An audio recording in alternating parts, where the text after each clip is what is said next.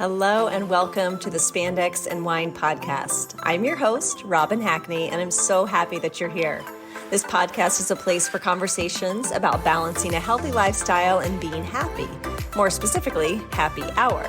Together, we'll explore all things wellness and wine. I hope you learn a little, laugh a lot, and along the way, know you're not alone on this balanced wellness journey. Ready to jump in?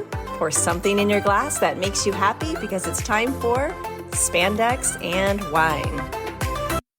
Hey guys, thanks so much for being here. Today I wanted just to spend some time with you, so hopefully giving you some tips or tricks or just reminders for you as you set out on a health and wellness journey. And today I thought we would talk about setting goals. And I'm going to use the word goals, but I know some people do not like that word. So you can think of it as intentions or replace it with whatever word that you would like to. But as you're setting your goals, I would invite you to do a few things. Be very, very specific with your goals and make sure that they are measurable. So I hear a lot of women say that they want to be toned, like that's their goal. They'll send that to me. Yep, I just want to be toned. Well, I understand that tone means a little more definition, and you can see that in your arms, your legs, your abs. But how will you measure it? How will you know when you're there? So maybe dig just a little bit deeper as you're setting those goals, and maybe it is doing 20 push-ups on your toes, or maybe it is running a 5K in 30 minutes, or even putting on your jeans from 10 years ago. Whatever that might be, just make sure that it is something that you can measure. I'd also recommend that it is realistic, so really think about it when you're setting your goal, like your push-ups. If you have a tear in your rotator cuff, push-ups may not be a good idea. Or if you have bad knees, you're taking care of your knees, maybe your goal shouldn't be running in a 5K. Maybe walking in a 5K would be more realistic to you. Or if you were underweight 10 years ago when you were wearing those jeans, maybe those jeans should just be tossed out along with that goal and set it on something a little more realistic.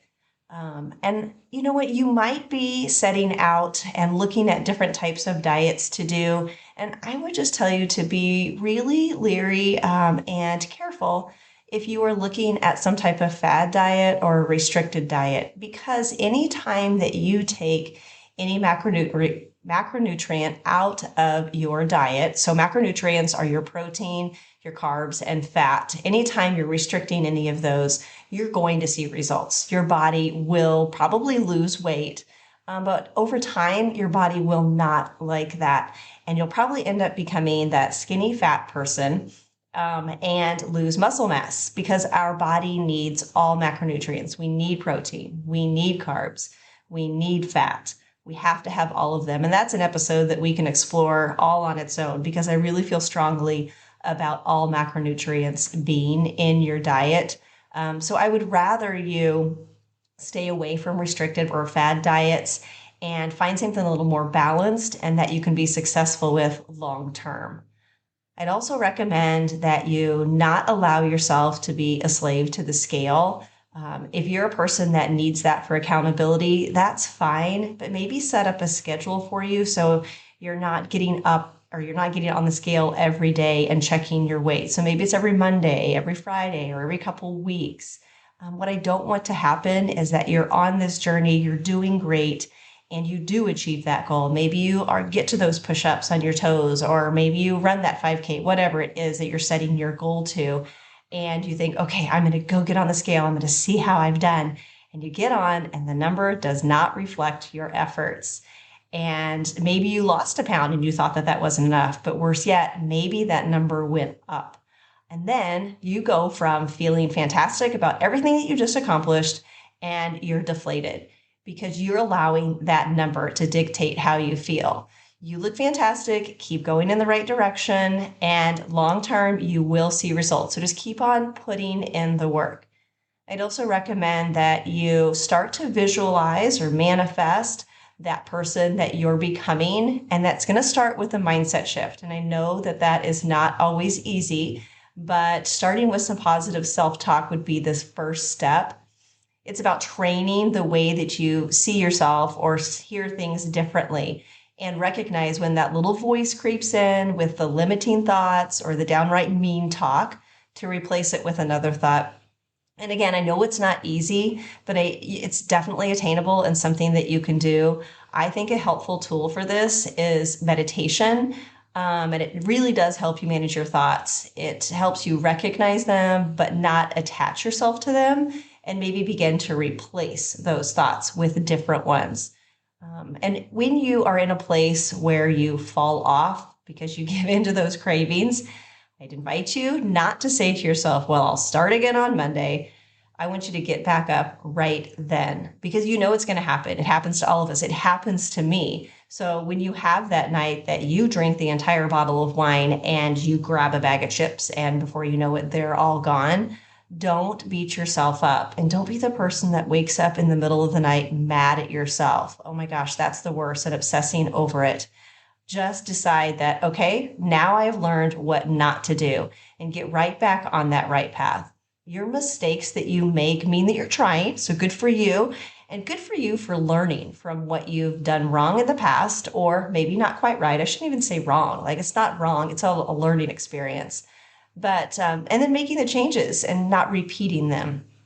And tell yourself that, like I just said, you know what not to do.